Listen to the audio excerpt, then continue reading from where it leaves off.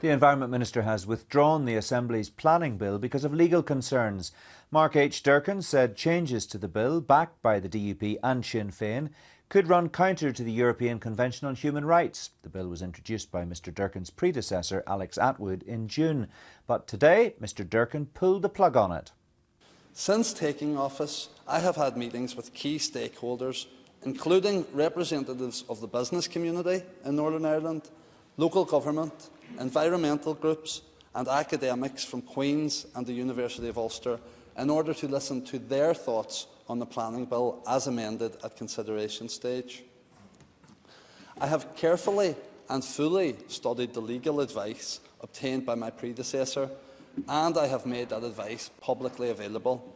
It is now clear that the intent of the amendments on ESPZs was not to introduce new planning powers, but simply to make OFMdFM a new planning authority in Northern Ireland. I have grave reservations about the amendments to the planning bill in respect of ESPZs and the restriction of the right to judicial review for legal, procedural and evidential reasons. Therefore, after very careful and lengthy consideration, I have decided not to move the planning bill to further consideration stage, either now or in the future. Has the Minister sought or received any advice, any legal advice from the Attorney-General in relation to this matter, and can he confirm whether it's consistent with any legal advice he has received from others? I have not sought advice from the Attorney-General, nor have I received advice from the Attorney-General. I have received legal advice from an eminent QC in this field, and that is legal advice that I have shared with this House. It's legal advice available to the public. I have not heard any legal opinion contrary to that advice, and I have spoken to many lawyers, many academics, many planning experts over the past 4 months. The proposed power grab by OFMdFM in terms of economic planning was so ill-conceived, so badly thought through, so arrogant that it's actually illegal. And can I ask the Minister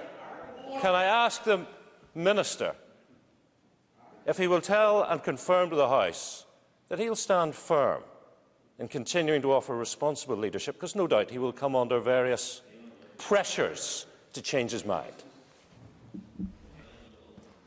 The member used the term power grab. That's not a term that I intend to use today. This statement is about planning. It's not about politics. In light of the fact that this decision was taken subsequent to the Tracy ruling, which indicated that a minister who failed to bring a controversial decision to the full executive was in breach of the ministerial code, why is the minister defying that ruling here today and deliberately breaking that ministerial code?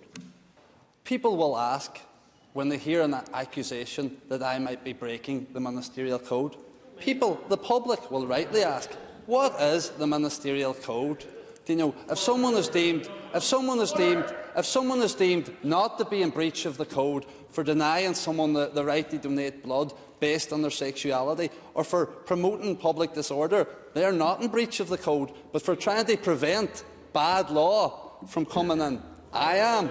I don't think so. I can only act on the legal advice that I have seen.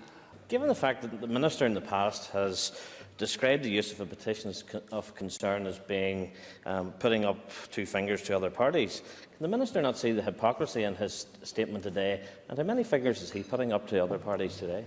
I recall my description of the abuse of a petition of concern as such, not the use of a petition of concern, the abuse of a petition of concern, when it was able to be used by one party to thwart the wishes of other parties in the Assembly. Now, as it stands, the majority of parties in this Assembly will certainly be behind me, and they will be giving my statement the thumbs up, not the fingers. Mark H. Durkan in robust form in the Chamber today. Well, I'm joined now by the newsletter's political correspondent, Sam McBride. Sam, was the announcement today by the Minister a surprise? It was a bit of a surprise in that it seemed to appear in the order paper at pretty short notice. I think it was ministerial statement to be confirmed was what I saw when I looked at it a few days ago. So last night it seemed to emerge, quite short notice, that there was going to be a statement that it was quite possible this was going to be pulled. The legal advice, which seems to have been the real basis of what happened today, leaked out last week. It was referred to by the Minister and then it emerged in its full form. And I think it left him in a position where, given that his party had always opposed this, it was going to lose power to OFMdFM, so it was never going to be popular. It gave him a very clear hook on which to hang this decision, and the fact that that advice came from one of the top, I think, 5 or 6 planning QCs in the UK give it a certain amount of clout from outside the political system. The statement certainly provoked very strong, passionate reaction in the chamber, didn't it? Absolutely. On all sides. Yeah, and I mean, it was massively noticeable from the press gallery that on the Sinn Féin side there was virtual silence. I mean, I think it was actually complete silence. Cathal Boylan spoke. He asked one question, which was quite a straight question: have you consulted the Attorney General about this to get legal advice from him? And the answer to that was no. But in the DUP side, there was just constant baying. There was the sort of heckling that you get when a party is really unhappy about something. And I think that told the real story, because Sinn Féin are not the people who have been driving this. They voted in the same lobbies as the DUP when this came up in June, these amendments, which were very controversial at the time, but it's the DUP who really wanted this.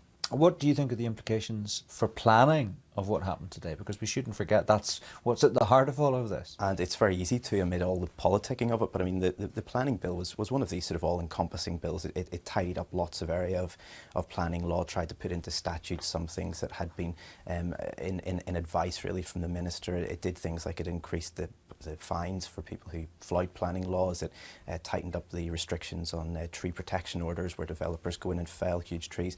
Lots of little practical things like that, and that's now lost. It may be resurrected as a private member's bill. That would take a long time, and eventually planning is going to go to council, so it's completely gone now. Briefly, what did you make of Mark Durkan's performance at the dispatch box? It was gutsy, and I think he really, in some ways, I suppose, came of political age here. He showed that he was no weak young minister who's going to be railroaded. Doing this when Peter Robinson and Martin McGuinness are out of the country, I think, had a certain political astuteness to it as well.